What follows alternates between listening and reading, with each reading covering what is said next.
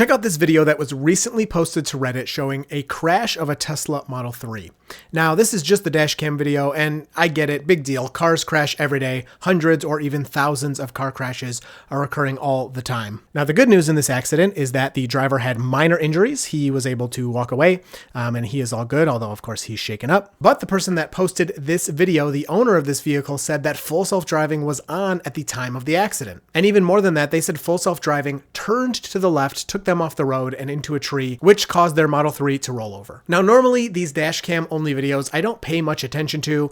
I'll check them out and say, oh, that's interesting. You know, this happened. And that goes both ways.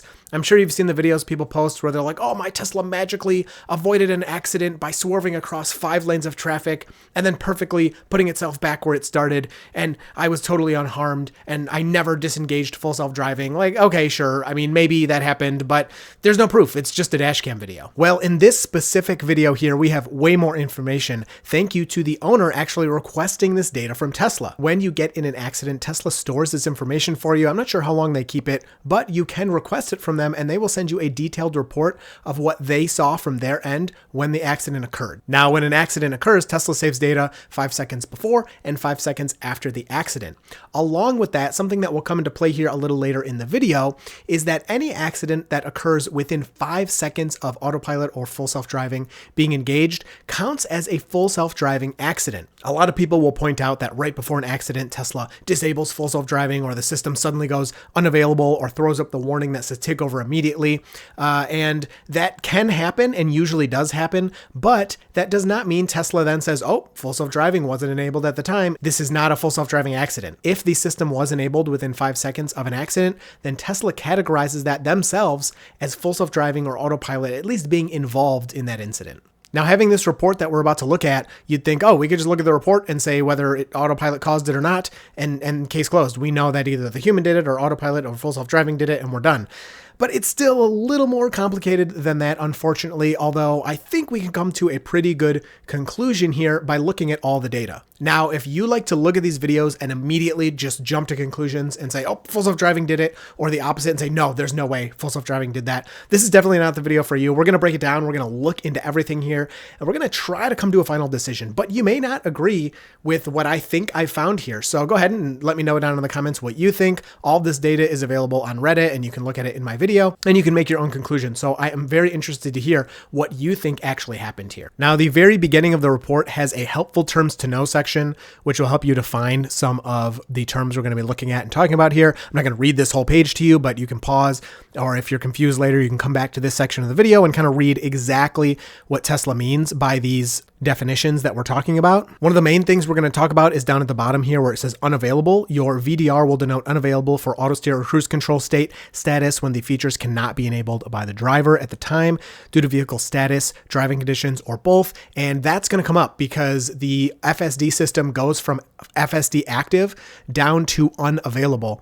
And it kind of matters, but I don't know in the end if it actually matters that much, but it's important that we realize what that means. Now, to get some additional data for myself, I went out and tried something with my 2026 Tesla Model 3 that's on full self-driving version 13.2.9. This accident, the owner says, occurred in February and was on FSD 13.2.8 for whatever that matters for the video. And he did have a hardware 4, latest update Model 3. So what I did in my quick test is I went in my driveway, I took my seatbelt off to make the system disengage and tell me to take over immediately, which in that state, it is an unavailable status. The other time you get an unavailable status, if you're turning in the middle of a turn, you're not actually enabled to turn on full self-driving. Anytime you try to turn on full self-driving and it gives you that beep and says unavailable right now, that's unavailable status. It happens multiple times per drive.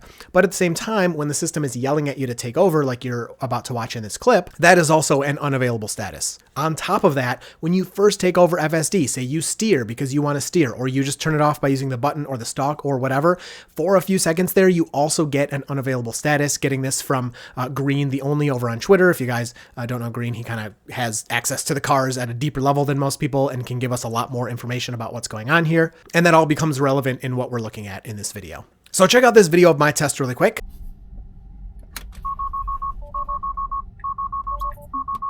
Oh, I put it into park.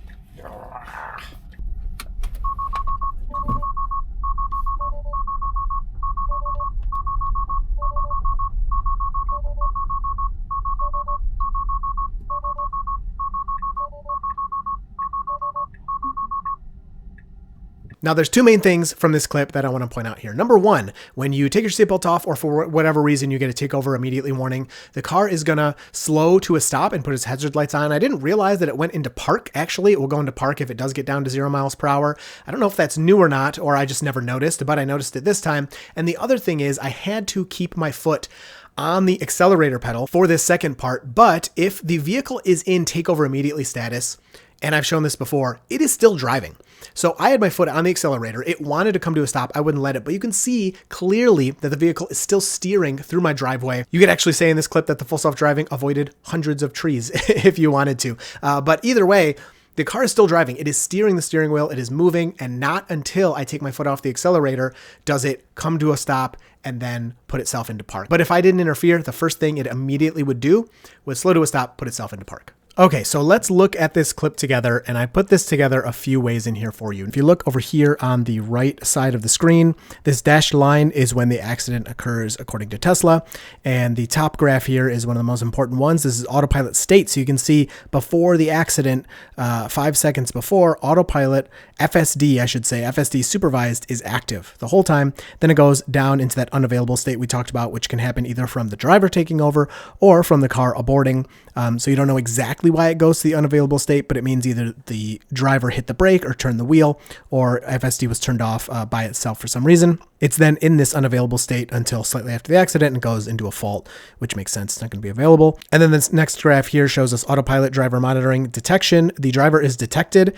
It's kind of interesting. This hands-on not required is not enabled, which means he has to have a hand on the wheel. If that's what I think that means, then that kind of adds into this too. Cruise control just kind of goes in with autopilot. I don't think that's really relevant here.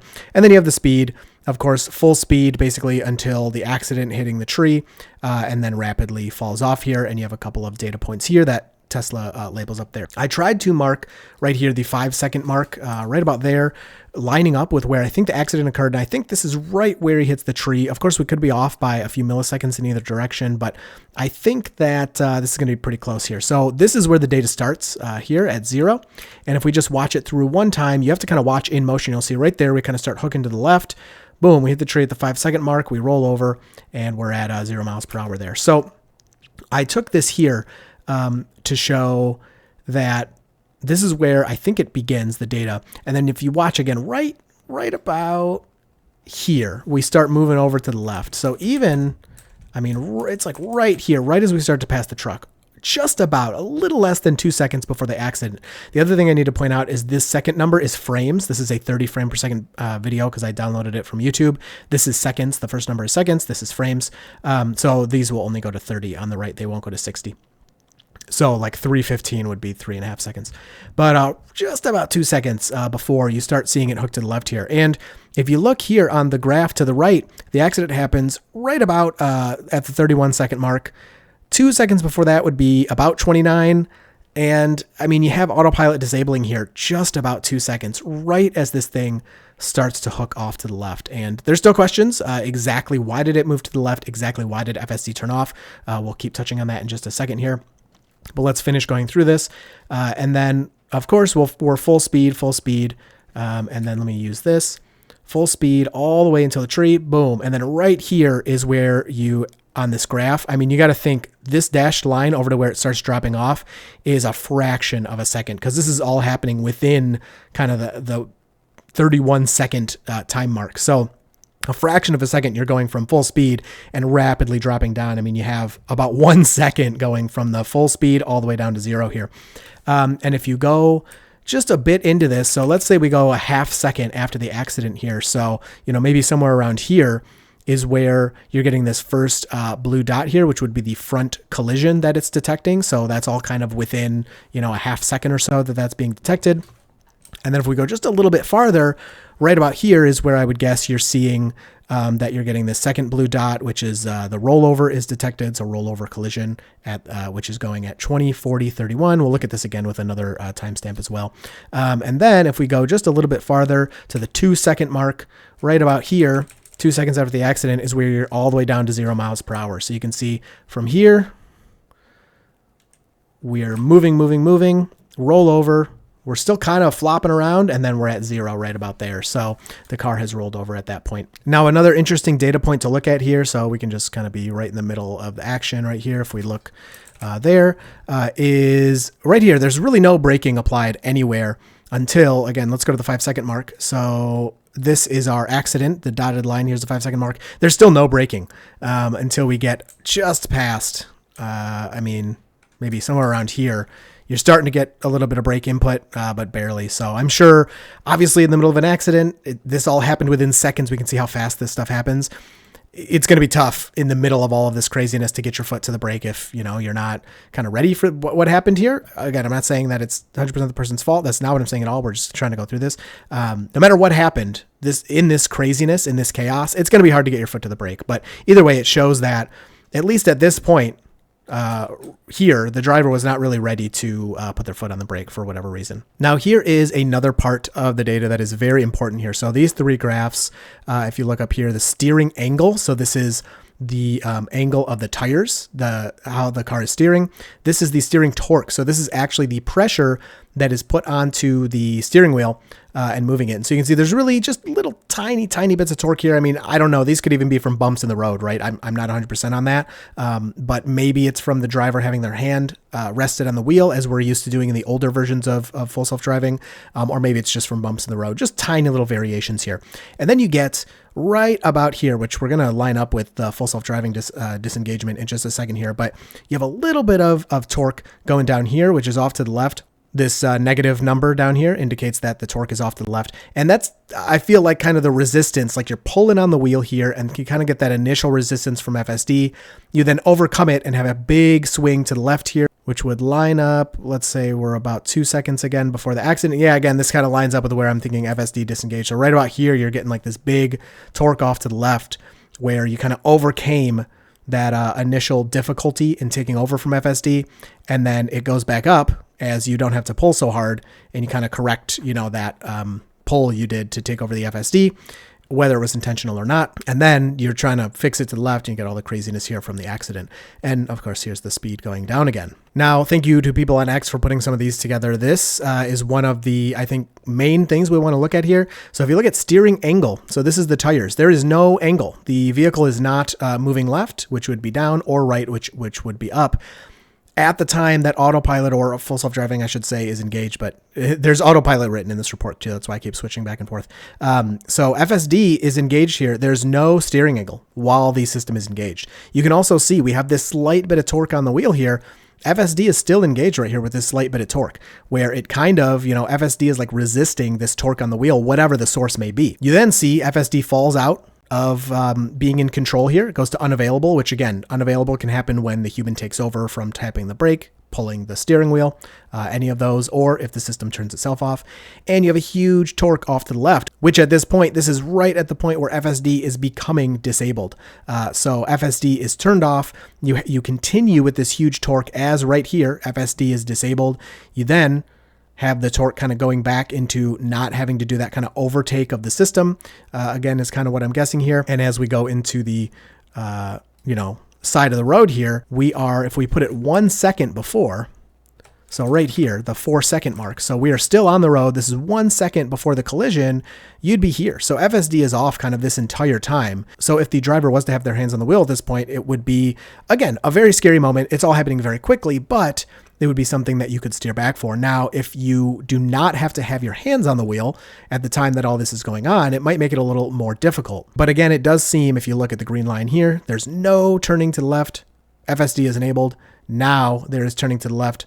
FSD is no longer kind of in control here. So again, my guess at this point is that FSD had no left turning input, just from the graphs we're looking at here. Here is just another example of that. You have the steering angle. So again, this is the angle of the car. You're going straight. FSD turns off right here, and then you start to angle off to the left. So it's like that leftward steering of the wheels of the whole vehicle is happening just as FSD turns off. Now, one more way I want to look at this here is, you can see on the left here, I've changed the timestamp to match up with the graph here. Shout out to Andy for that idea on X to make this a little easier to follow, so we don't have to do any 1 second or 2 second differences. We can just see exactly what's going on the graph here. So if we go to that 2040, 29 mark here, 20, 40, 29. So we go about here. Again, the last one, this number here is frames. So this is where FSD is disabling. It's like disabling right as we're passing this truck. And if you watch the video, it's hard to see it when you're looking at it still. Let me get rid of this marker here so it doesn't trap me. But if you look at it as it's moving, you can kind of see the car moves off to the left simultaneously. Like right here is when it starts to move off to the left, 20, 40, 29.